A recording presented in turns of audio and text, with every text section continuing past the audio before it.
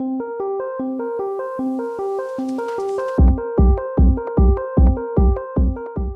want to talk about, at least at first, about super slims and this new typology that some are describing as super slim, 432 Park being kind of the preeminent example here in New York. Is this, well, suffice to say that they're divisive, right?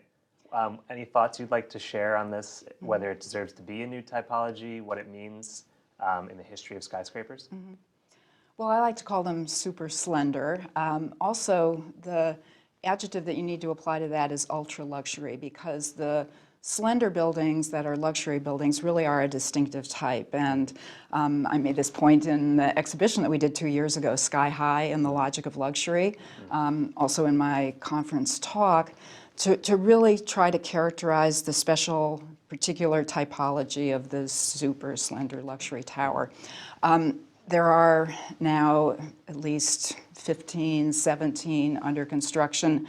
I don't think it even takes that many skyscrapers in order to demonstrate a typology, but it's really the luxury aspect of the buildings, being condominiums, being high-end, which, you know, by definition in New York, that's what you have, this unique situation with New York's high land value and the high condo sales prices that make these buildings possible.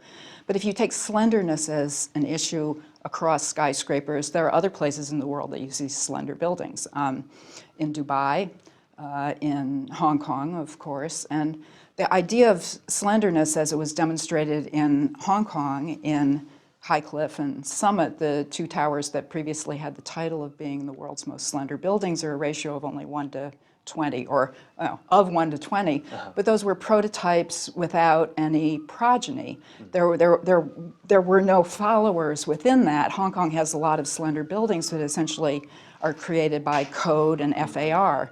And New York is very much that same formula, high-end market, restrictions that shape the building towards a profitable solution. Extremely high land value. Yeah, so all of those things need to come together, but in the best example of contrast about how New York is different is between 432 Park Avenue and Princess Tower in Dubai, which are essentially the same height of buildings, 425 meters, something like that. And the Princess Tower has 763 apartments in it, and 432 Park has less than 100 or 103, something like that. So that is not the same building type.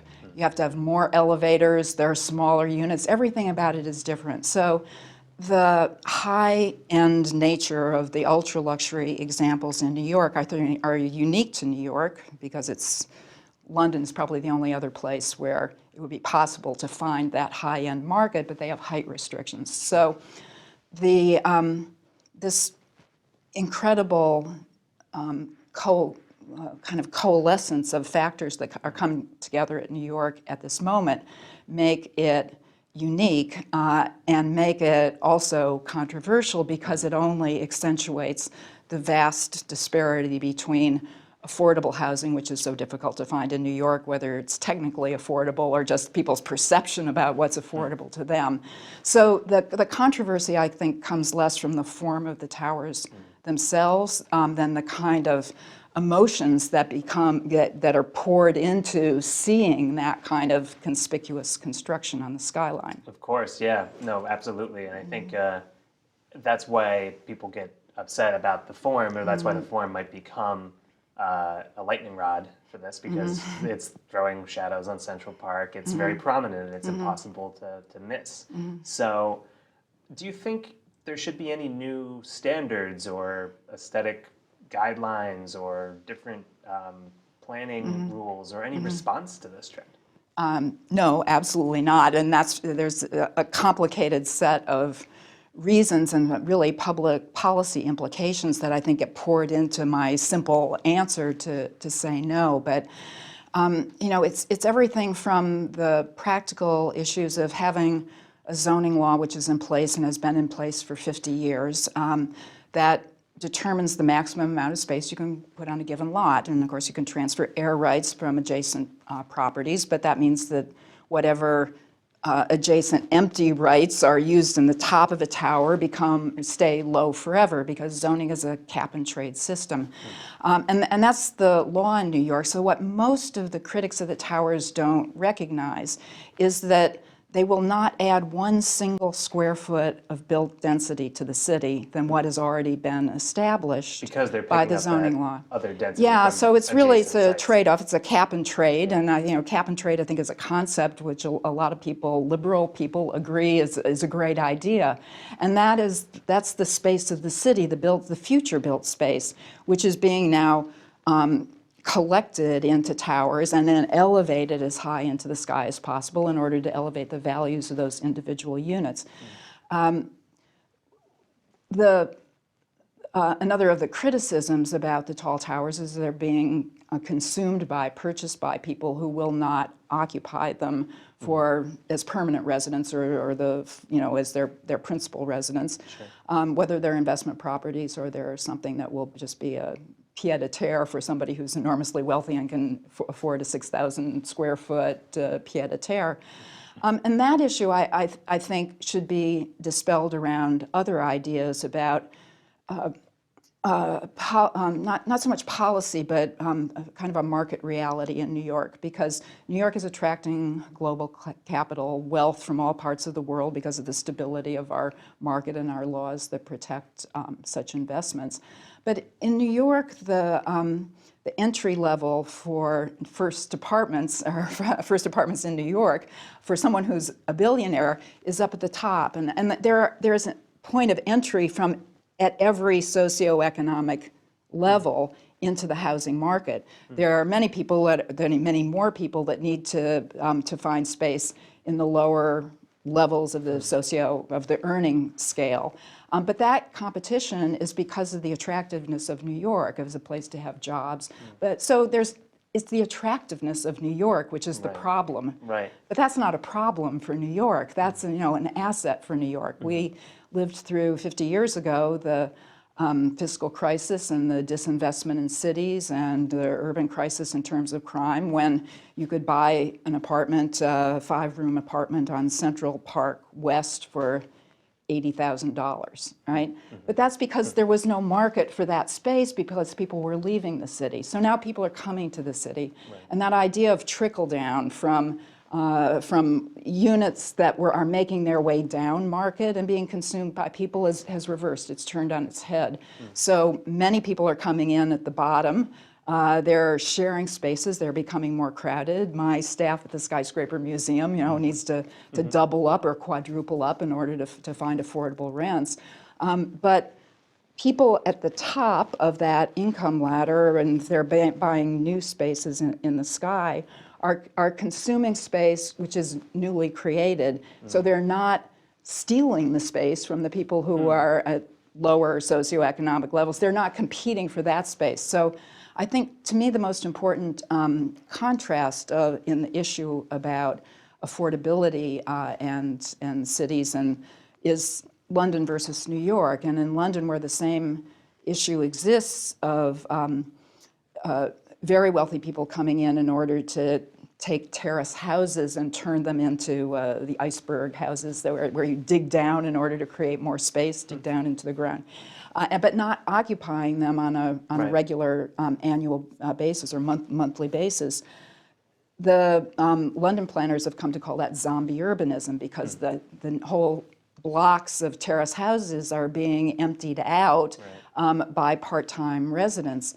And that affects the neighborhoods, the economic life of restaurants or dry cleaners or small shops. So my argument would be, from a planning perspective, a planning agenda, concentrating more people, even if they're billionaires, in vertical urbanism in order to keep neighborhoods tight and active is a much smarter way to add space to the city rather than to displace people on the ground plane and push them farther out. Right. So I counter people who are critics of this and say, well, it's stealing affordable housing from regular New Yorkers by saying, no, you'll be forced out by people with more money. The problem of people having more money is a problem to be addressed by taxes and public policy, not by restricting purchases on multi-million-dollar apartments. Right. Yeah, that's just it. I mean, that's very well said. I think that you made it clear that there's plenty of options for the ultra luxury class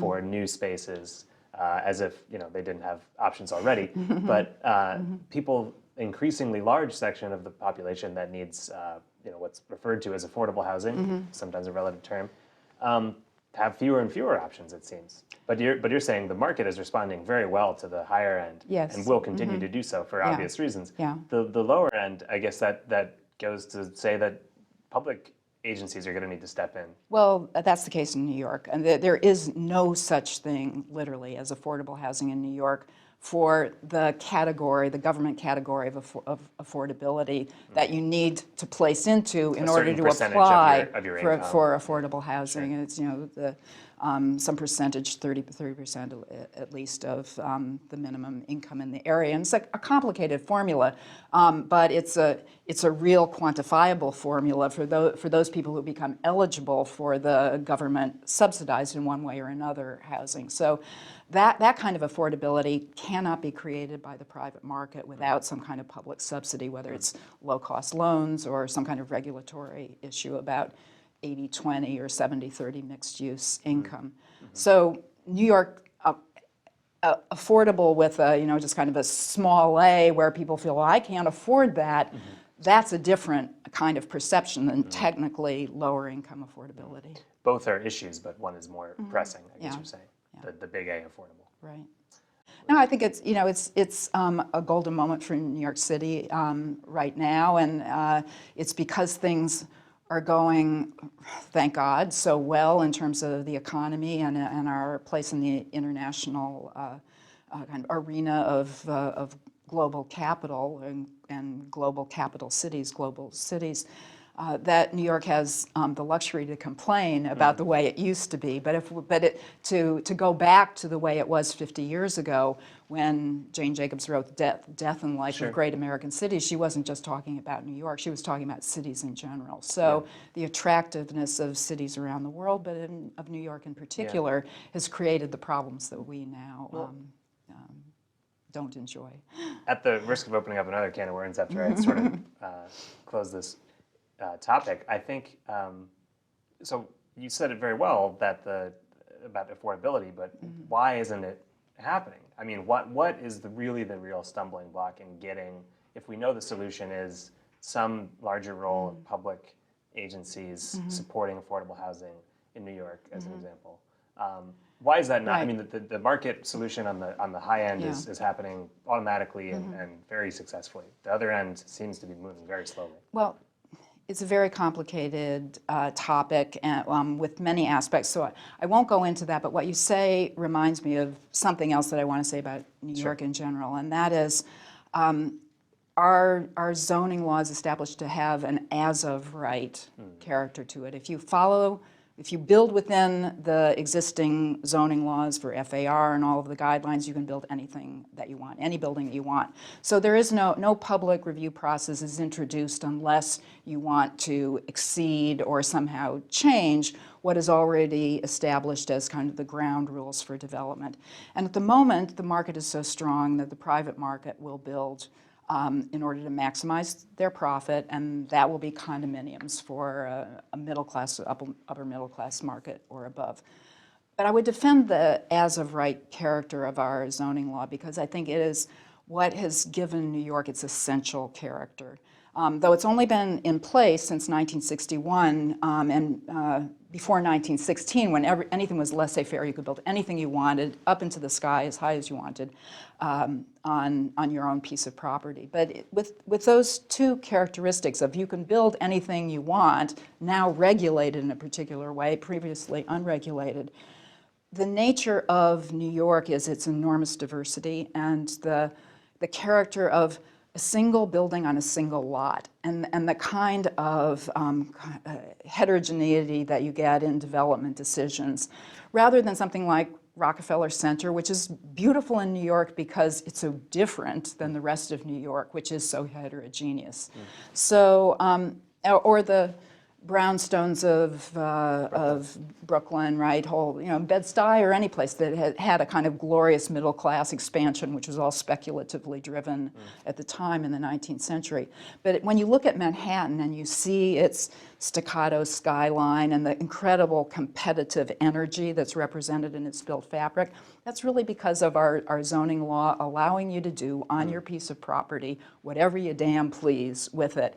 And that characterizes New York. And I think it's, we're the capital of capitalism, and we said that from the 19th century, but that is our essential character, and it makes us different than London or Paris or Hong Kong or Shanghai. It's New York.